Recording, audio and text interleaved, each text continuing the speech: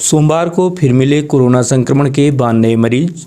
नहीं थम रहा कोरोना का कहर। सोमवार को 1511 लोगों के सैंपल लिए गए, जिसमें से 92 संक्रमित मरीज मिले हैं। मिले मरीजों के आंकड़े पर नज़र दौड़ाएं तो 59 मरीज शहरी क्षेत्र में पाए गए हैं, वहीं 34 मरीज ग्रामीण इलाकों में मिले हैं।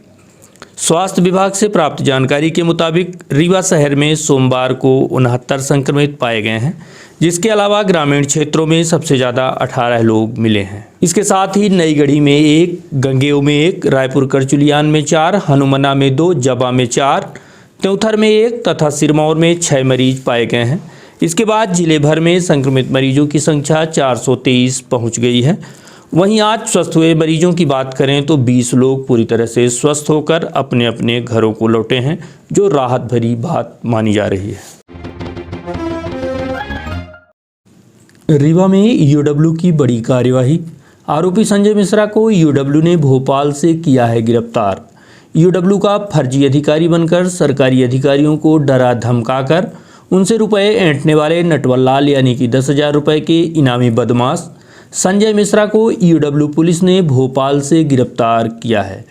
पुलिस ने आरोपी के साथ उसके 2 सहयोगियों को भी हिरासत में लिया है, जिन्हें सोमवार को न्यायालय में पेश किया गया। रीवा नगर के तिलक नगर में रहने वाले आरोपी संजय मिश्रा के खिलाफ ईओडब्ल्यू में अगस्त 2021 शिकायत दर्ज कराई गई थी कि ईओडब्ल्यू का अधिकारी बनकर संजय मिश्रा नामक व्यक्ति अधिकारियों कर्मचारियों को कार्यवाही की धमकी देता है, फिर उनसे रुपयों की मांग करता है। इस बात की शिकायत के बाद ईओडब्ल्यू ने इस नटवरलाल की तलाश शुरू कर दी, साथ ही इनके खिलाफ एफआईआर भी दर्ज की गई।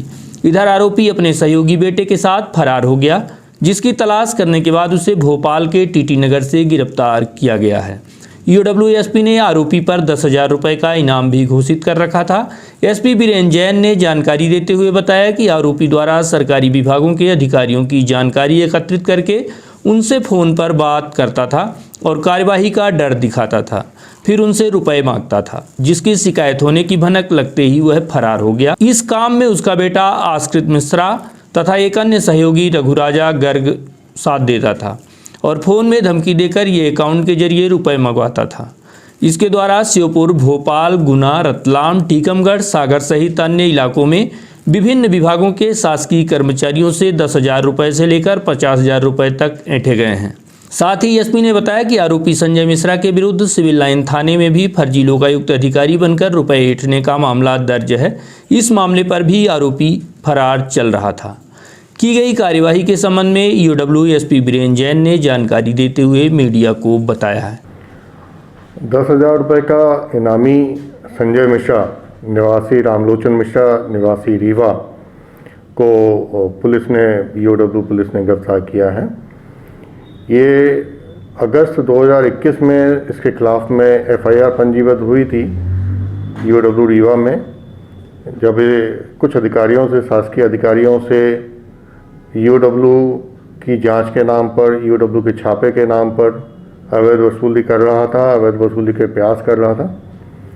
जैसे ही इसका अकाउंट ब्लॉक करवाया, जो रीवा का यूनियन बैंक का अकाउंट था, उसकी तलाश शुरू की, ये रीवा से फरार हो गया और ये भोपाल में जाकर इसने अपने नए साथी रघुराजा गर्ग, जो कि पन्ना का रहने वाला है, जो भोपाल में रहता है, उसके अकाउंट का इस्तेमाल करना शुरू किया और वही मोडस ऑपरेंडी से उसने फिर से सरकारी अधिकारियों के नंबर पे धमकी देकर और रघुराजा गर्ग के अकाउंट में पैसे डलवाने शुरू किए। उसने श्योपुर, गुना, रतलाम, भोपाल, टीकमगढ़, पन्ना, सागर, इनके रेवेन्यू अधिकारी, इरिगेशन के अधिकारी, पटवारी, आरआई, इन सबको धमका के और किसी से 10,000, किसी से 25,000, किसी से 50,000 उस अकाउंट में जमा करवाए थे। पुलिस ने काफ़ी प्रयास किया और संजय मिश्रा को भोपाल से उसका बेटा आश्रित मिश्रा, जो कि मुख्य आरोपी है, और रघुराजा गर्ग, तीनों को गिरफ्तार कर लिया है। इनके पास से 5 मोबाइल बरामद हुए हैं और कई सिम बरामद हुई हैं। इनके पास से जो कई विभागों के अधिकारियों की सूचियां प्राप्त हुई हैं उस सूचियों में लिखा हुआ है कि उन्होंने लोकायत के नाम से पैसे मांगे हैं और कि यूडब्ल्यू के नाम से मांगे हैं। कुछ सूची में कुछ लोगों के नाम के आगे लिखा है कि काम हो गया, कुछ सूची अधिकारियों के नाम के आगे लिखा है कि काम हो सकता है। इसके खिलाफ में 2019 में लोकायुक्त में भी मुकदमा कायम हुआ था और लोकायुक्त ने भी इसी जो उसकी आदत थी लोकायुक्त के नाम से पैसा मांगने की, तब इसके ट्रैक हुआ था और ये फिर सिविल लाइन्स थाने में इसको गिरफ्तारी की गई थी। उस प्रकरण में भी माननीय न्यायालय से इसका गिरफ्तारी वारंट जारी है, उसमें फरार चल रहा है। तो पुलिस को बड़ी सफलता मिली है यूडब्ल्यू को और 3 अकाउंट्स इसने ऑपरेट किए हैं। अपने बेटे के अकाउंट में भी काफ़ी पैसे डलवाया है आस्कत मिश्रा के नाम पर, रघुराजा गर्ग के अकाउंट में भी काफ़ी पैसे डलवाया है और पहले जब तक इसका अकाउंट बंद नहीं कराया था तो संजय मिश्रा खुद के अकाउंट में पैसे डलवाता था। सर इसको कहाँ से पकड़ा गया है? इनका टीटी नगर में एक कमरा इन्होंने किराए पे ले लिया था भोपाल में, वहाँ की सूचना मिली थी और फिर पुलिस ने रेकी कर इनको गिरफ्तार किया। जो आरोपी का कहना है कि वो किसी सरकारी नौकरी में नहीं था, लेकिन वो सभी विभागों में उठता बैठता था, राजनीति करता था और सभी विभागों के जो कार्यप्रणाली है उससे वो भली भांति अवगत था। 1500 रुपए की रिश्वत लेते पटवारी हुआ ट्रैप, लोकायुक्त पुलिस ने की भ्रष्टाचार के खिलाफ बड़ी कार्यवाही। यह मामला हुजूर तहसील क्षेत्र अंतर्गत दुआरी सर्किल का बताया जा रहा है, जहां पदस्थ पटवारी इंद्र कुमार द्विवेदी को 1500 रुपए की रिश्वत लेते हुए रंगे हाथों ट्रैप किया गया है। यह कार्यवाही लोकायुक्त पुलिस ने की। मामला हुजूर तहसील अंतर्गत दुआरी सर्किल का बताया जा रहा है, जहां पदस्थ पटवारी इंद्र कुमार द्विवेदी 1500 रुपए की रिश्वत लेते रंगे हाथों लोकायुक्त पुलिस के हाथों धरा गया। बता दें कि पटवारी द्वारा अमित द्विवेदी नाम के व्यक्ति से खसरा खतौनी में जमीन दर्ज करने के एवज में 5000 रुपये रिश्वत की मांग की गई थी, जिसमें से 2000 रुपये पहले ही दिए जा चुके थे। बकाया की रकम लेने के लिए पटवारी ने बजरंग नगर होंडा शोरूम के सामने का स्थान निश्चित किया था, जहां पर लोकायुक्त पुलिस की टीम ने पटवारी को 1500 रुपये की रिश्वत लेते रंगे हाथों पकड़ा है। शिकायतकर्ता रीवा जिले के दादर बजरा गांव का रहने वाला बताया जा रहा है, जिसके द्वारा दुआरी में जमीन ली गई थी और उसी जमीन का नामांकन कर खसरा खतौनी में रिकॉर्ड में दर्ज किए जाने के एवज में पटवारी इंद्र कुमार द्विवेदी द्वारा 5000 रुपये की रिश्वत मांगी गई थी, जिसमें से अमित द्वारा 2000 रुपये प्लस 500 रुपये पहले ही पटवारी इंद्र कुमार द्विवेदी को दे दिए गए थे। 1500 रुपये देने के लिए सोमवार को बजरंग नगर गेट के समक्ष बुलाया गया था, जहां पर रिश्वत लेते हुए पटवारी को रंगे हाथों ट्रैप किया गया है, जिसके खिलाफ भ्रष्टाचार अधिनियम के तहत कार्यवाही की जा रही है। हमने लोक सेवा में अपने मित्र को पंकज मिश्रा और उनकी सगी बहन है कल्याणी उपाध्याय, उन्हीं का हम दोनों का नामांकन लोक सेवा में आवेदन करके लगाया और ये आवेदन भी नहीं लेते थे। मैं किया मेरा कागज। कहाँ के रहने वाले हैं और कहाँ का मामला था? ये दुआरी का था, दुआरी के 62/42 की ज़मीन था, प्लाट है, जिसमें उनको इस्तलाफी करने के लिए देते थे। कितना पैसा दिया? 2000। आज 1500 रुपये दिए, 500 रुपये उसको हमने 13 तारीख को दिया। उसको हमने बोला कि प्रति दोनों में 1000 रुपये लेंगे हम जब इस्तलाफी करेंगे। ऑपरेटर को देना पड़ता, फलाना ठिकाना किया। और किसी अधिकारी को बोला था? उच्च अधिकारी को किसी भी देना अधिकारी पड़ता को है? नहीं बोला। इसमें जो है एक आवेदक हैं अमित द्विवेदी, जो दादर टोला बजरा जिला रीवा के रहने वाले हैं। उनके द्वारा कुछ भूमि का जो है खरीदी गई थी और उसका नामांकन होने के बाद जो खसरा खतौनी में रिकॉर्ड में चढ़ना होता है, उस प्रोसेस के लिए तहसील कार्यालय में आवेदन दिया गया था। तो संबंधित हल्का पटवारी जो है इंद्र कुमार द्विवेदी, उनके द्वारा उनसे जो है रिश्वत की मांग की गई थी। तो उसकी शिकायत जो है आवेदक अमित ने लोकायुक्त कार्यालय रीवा को की थी। उसी के संबंध में आज होंडा शोरूम के सामने बजरंग नगर में आरोपी जो पटवारी है इंद्र कुमार द्विवेदी को 1500 रुपये की रिश्वत लेते हुए लोकायुक्त ने भी ट्रैप किया है। अभी कार्रवाई जारी है। किसके द्वारा शिकायत की? ये अमित द्विवेदी हैं, दादर टोला बजरा के रहने वाले। पटवारी के द्वारा कितनी मांग की गई थी सर? इसमें 5000 रुपये की मांग की गई थी। 2000 रुपये पहले वो दे चुका था और 1500 रुपये आज देने जा रहा था, तो उस समय हमने ट्रैप किया। प्रदेश सरकार ने एक बार फिर से लौटाया पंचायतों को उनके अधिकार। मुख्यमंत्री ने जनप्रतिनिधियों से संवाद स्थापित करते हुए एक बार फिर से उनको उनके अधिकार वापस दिए हैं। साथ ही यह भी चेताया है कि अगर गड़बड़ी हुई तो अधिकार छीन भी लिए जाएंगे।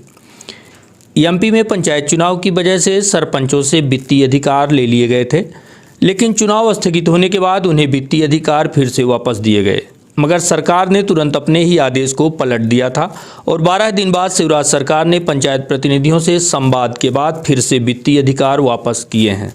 साथ ही कोविड से निपटने के लिए स्थानीय स्तर पर बनी समितियों में उन्हें फिर से शामिल होने का मौका दिया गया है। सीएम शिवराज सिंह चौहान ने पंचायत प्रतिनिधियों से संवाद करते हुए कहा है कि अभी बीच में आपसे सभी प्रशासकीय अधिकार वापस ले लिए गए थे। आज मैं फिर से आपको तीनों स्तर की पंचायतों के अधिकार लौटा रहा हूं।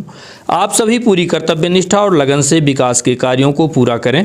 उन्होंने कहा कि पंचायत चुनाव में देरी की वजह से ऐसा फैसला लिया गया है। मेरी मान्यता है कि लोकतंत्र में चुने हुए प्रतिनिधि जनता के प्रति जवाबदेह होते हैं।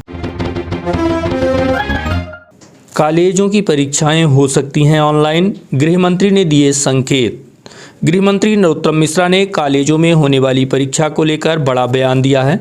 कॉलेजों में परीक्षाओं के आयोजन पर मीडिया के सवाल पर गृह मंत्री नरोत्तम मिश्रा ने कहा है कि कोरोना संक्रमण को देखते हुए कुछ साथी विधायकों ने कॉलेज की परीक्षाएं ऑफलाइन कराए जाने की मांग की है। सरकार सदैव की तरह विधायकों की इस मांग पर भी गंभीरता से विचार करेगी।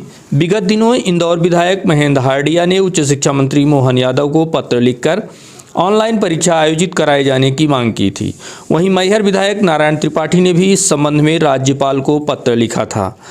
इधर एनएसयूआई भी प्रदेश स्तर पर ऑनलाइन परीक्षा कराने की मांग के लिए आंदोलन कर रही है। हालांकि सरकार ने अभी तक कोई स्पष्ट फैसला नहीं लिया है। इस संबंध में गृह मंत्री नरोत्तम मिश्रा का क्या कहना है, आइए आपको हम उन्हीं से सुनवाते हैं। सम्मानित विधायकों ने कहा है, निश्चित रूप से विधायकों की बात पर तो विचार सरकार करती है, अभी भी करेगी। अब मास्क नहीं लगाया तो खैर नहीं, क्योंकि यातायात पुलिस अब काटेगी ई चालान। कोरोना संक्रमण से निपटने लगातार अनेकों प्रयास किए जा रहे हैं। इसी कड़ी में रीवा यातायात पुलिस ने भी अब मास्क न पहनने वालों के ई चालान काटने शुरू कर दिए हैं। इसकी मॉनिटरिंग पुलिस विधिवत नगर भर में लगे सीसीटीवी कैमरों की मदद से करेगी और वाहन सवार अगर बिना मास्क चलते दिखे तो ई चालान अब उनके घर तक पहुंच जाएगा।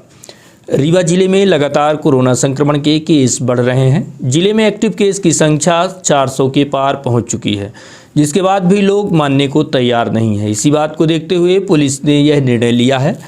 आपको बता दें कि मास्क लगाना अनिवार्य है, बावजूद इसके लोग मास्क लगाने से परहेज कर रहे हैं। पुलिस द्वारा मास्क न लगाने वालों पर कड़ी कार्यवाही की जा रही है। वहीं अब तो चौराहों में लगे सीसीटीवी कैमरे की मदद लेकर भी पुलिस मास्क न लगाने वालों पर सख्ती से कार्यवाही करने के मूड में है और यह अभियान शुरू भी किया जा चुका है। इस अभियान के तहत रोजाना लगभग 50 लोगों को उनके वाहन के माध्यम से पहचान कर 50 रुपये का ई चालान काट कर उनके घर तक पहुंचाया जा रहा है। यातायात पुलिस का कहना है कि महामारी का खतरा बना हुआ है, ऐसे में लोग सतर्क रहें, मास्क लगाएं और चालानी कार्यवाही से बचें। इसके अलावा पुलिस का यह अभियान लोगों को सजग करने की एक बड़ी कोशिश भी मानी जा रही है। हमारे पुलिस अधीक्षक श्री नवनीत भसीन साहब के मार्गदर्शन में जो कोरोना ओमिक्रॉन जो भी थर्ड वेव आई है, उसमें जनता को जागरूक करने के प्रयास शासन प्रशासन द्वारा लगातार किए जा रहे हैं। माननीय मुख्यमंत्री जी प्रदेश स्तर पर किए जा रहे हैं। फिर भी ये देखने में आ रहा है कि मास्क का नहीं लगाना और भीड़ भाड़ स्थानों पर घूमते पाए जाने पे जहाँ जहाँ भी विभाग के सीसीटीवी कैमराज लगे हुए हैं, उन पर जो वाहन पे चलते हैं उनका सीसीटीवी फुटेज हमारे सर्वर से लिया जाता है और उनके विरुद्ध ई नोटिस भेज के और उनके खिलाफ कार्रवाई की जा रही है। कितने की चलानी कार्रवाई अभी तक पर डे लगभग 50 का औसत हम लोग कर रहे हैं। मतलब जनता ये ना सोचे कि हमको कोई नहीं देख रहा, हम बिना मास्क के निकल जाएंगे। उसी को कंट्रोल करने के लिए, कोरोना कंट्रोल करने की गति में अब ई चालान जैसा प्रोसेस होता है, उसी में मास्क की प्रोसेस चालू है। कितने चालान अब तक में करते हैं? औसतन 50 चालान पर डे करते हैं। अभी तक लगभग 150-200 चालान जारी हो चुके हैं और लगातार ये कार्रवाई जारी रहेगी। लोगों के घरों में अभी कितनी चालान कार्रवाई भेजी गई है? 100 चालान अभी तक नोटिस कट के रवाना कर दिए गए। अमैया पुलिस की कार्यवाही, चाकू के साथ पकड़ा गया आरोपी। पुलिस अधीक्षक नवनीत भसीन एवं अतिरिक्त पुलिस अधीक्षक शिव कुमार वर्मा के निर्देशन पर नगर पुलिस अधीक्षक रीवा के मार्गदर्शन में थाना प्रभारी अमैया शिवा अग्रवाल ने स्टाफ के साथ घेराबंदी करते हुए एक युवक को गल्ला मंडी के समीप गिरफ्तार किया है, जिसके पास से धारदार चाकू भी बरामद किया गया है। युवक किसी बड़ी घटना को अंजाम देने के फिराक में घूम रहा था, जिसे गिरफ्तार कर लिया गया है। गिरफ्तार किए गए युवक का नाम अरमान खान पिता शब्बीर खान बताया गया है, जिसकी उम्र 18 वर्ष तथा निवासी तरहटी रीवा का बताया जा रहा है। मामला ये है कि मुखबिर द्वारा सूचना मिली थी कि एक व्यक्ति गल्ला मंडी के पास जो एमपीवी का जो कार्यालय है और काफ़ी सुनसान एरिया रहता है, वहाँ पर चाकू रखने की संभावना है। किसी ने देखा था मुखबिर में, सूचना पर तस्दीक की गई और पाया तो उसको चाकू सहित गिरफ्तार किया और आगे आर्म्स एक्ट में मामला पंजीबद्ध किया गया और कार्रवाई की। तो वो किसी घटना को अंजाम देने की फिराक में था या फिर? हाँ, संभवतः यही है। चाकू इसीलिए रखता है ताकि किसी को डरा धमका के कुछ घटना कारित करे। तो कितने बजे का मामला है ये? दोपहर की बात है। दोपहर के बीच में। कभी कहाँ रखा गया उसको? चूँकि जमानती अपराध है और उसको फिलहाल चूँकि पहला अपराध था, इसलिए नोटिस देके छोड़ दिया। कभी किसी प्रकार की धारा लगाएगी? आर्म्स एक्ट के तहत 25B के तहत मुकदमा दर्ज है।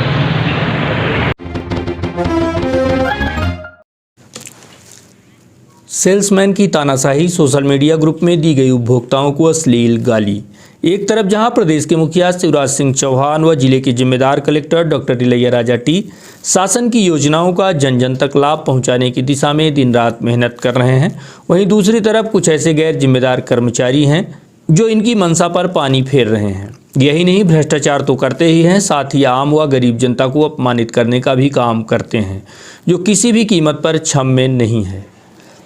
यह ताज़ा मामला ग्राम पंचायत उलही कला जनपद पंचायत रायपुर करचुलियान का है, जहां एक व्हाट्सएप ग्रुप में एक सेल्समैन ने लोगों को मां बहन की गाली दी। यह बात लगातार सोशल मीडिया के जरिए वायरल हो रही है।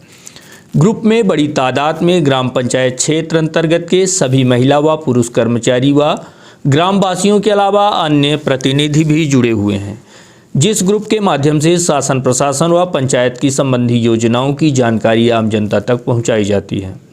मामला कुछ यूं हुआ कि किसी ने इस ग्रुप में मुख्यमंत्री का एक वीडियो शेयर किया, जिसमें उनके द्वारा गरीबों को उपलब्ध कराए जाने वाले राशन से संबंधित जानकारी दी जा रही थी। मुख्यमंत्री द्वारा बताई गई बातों को सुनने और जानने के बाद लोगों में इस बात की बहस छिड़ गई कि गाँव में सेल्समैन द्वारा जितना कहा जा रहा है उतना खाद्यान्न गरीबों को नहीं दिया जाता, जिसके बाद इसी ग्रुप में जुड़े कोटेदार अमरनाथ सिंह द्वारा आम जनता को मां बहन की गाली दी गई। इतना ही नहीं, तानाशाही पूर्वक यह भी कहा गया कि FIR करा दो, जिसका मोबाइल नंबर है 8349583009। इसे क्या कहा जाए, सेल्समैन की बौखलाहट या फिर कुछ और, जिसने आम जनता को मां बहन की गाली देकर उनका अपमान करने में कोई कोर कसर नहीं छोड़ा है। सवाल यह उठता है कि क्या किसी को इस तरह से गाली देने का अधिकार आम जनता को है? क्या इस घटना के बाद जिम्मेदार इस सेल्समैन के खिलाफ कार्यवाही करेंगे? इस तरह के कई सवाल अभी भी सवाल बने हुए हैं। अब देखना यह होगा कि सेल्समैन के खिलाफ क्या कार्यवाही होती है। अगर कार्यवाही नहीं हुई तो समस्त ग्रामवासी लामबंद होंगे और सेल्समैन के खिलाफ विरोध प्रदर्शन करेंगे।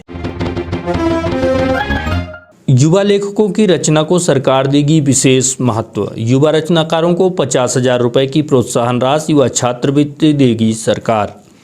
साहित्य अकादमी मध्य प्रदेश, संस्कृति परिषद मध्य प्रदेश शासन, संस्कृति विभाग भोपाल की यह अनूठी पहल मानी जा रही है, जिसके माध्यम से मध्य प्रदेश सरकार और साहित्य अकादमी भोपाल द्वारा युवा रचनाकारों के लिए एक महत्वपूर्ण योजना को मूर्त रूप दिया जा रहा है, जिसके तहत 75 युवा रचनाकारों को शामिल किया जाएगा, जिनकी उम्र महज 30 वर्ष से कम होगी।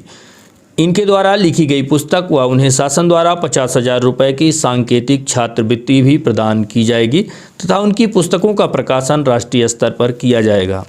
इसी तारतम्य में पाठक मंच रीवा के संयोजक डॉक्टर संतोष सवधिया ने पत्रकार वार्ता के माध्यम से बताया कि यह कार्य आज़ादी के अमृत महोत्सव पर्व पर किया जा रहा है, जिसमें 30 वर्ष से कम उम्र के बच्चों को पुस्तक लिखने के लिए प्रेरित किया जाएगा। इसके बाद उन्हें 3 माह का प्रशिक्षण भी दिया जाएगा। इस प्रतियोगिता में शामिल युवाओं द्वारा स्वतंत्र भारत के समय की कहानियों तथा उनके बलिदान व इतिहास को लिखा जाएगा। उसके साथ साथ स्थान व लोगों के बारे में लिखने के लिए प्रोत्साहित किया जाएगा।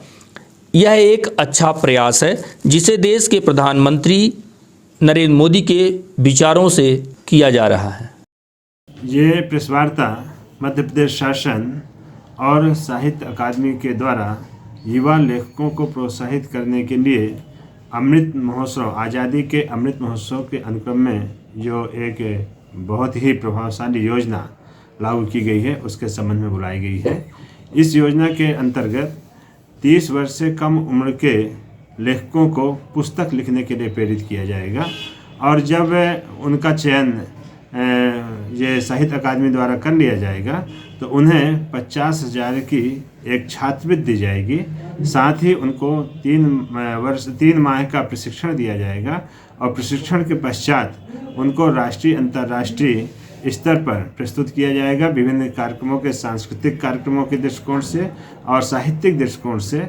साथ ही उनके द्वारा पुस्तक लेखन के लिए उनको प्रेरित किया जाएगा। क्या विषय रहेगा पुस्तक लेखन का? पुस्तक लेखन में जो स्वातंत्र समर से संबंधित हमारे जो बलिदानी रहे हैं, जो महान व्यक्तित्व रहे हैं, स्थान जो रहे हैं, स्वातंत्र समर में जो घटनाएं घटित हुई हैं उनके संबंध में रहेगा। उसके साथ ही विभिन्न विशिष्ट विषयों पर कहानी, लेख, कविता वो जो तैयार करेंगे उनके आधार पर उनका चयन किया जाएगा।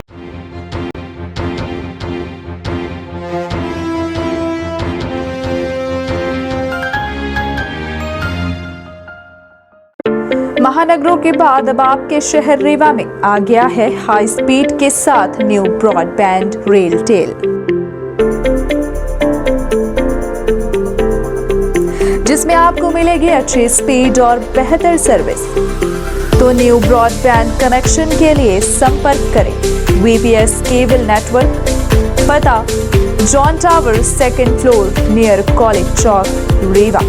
मोबाइल नंबर है 9009922 और 9425470430।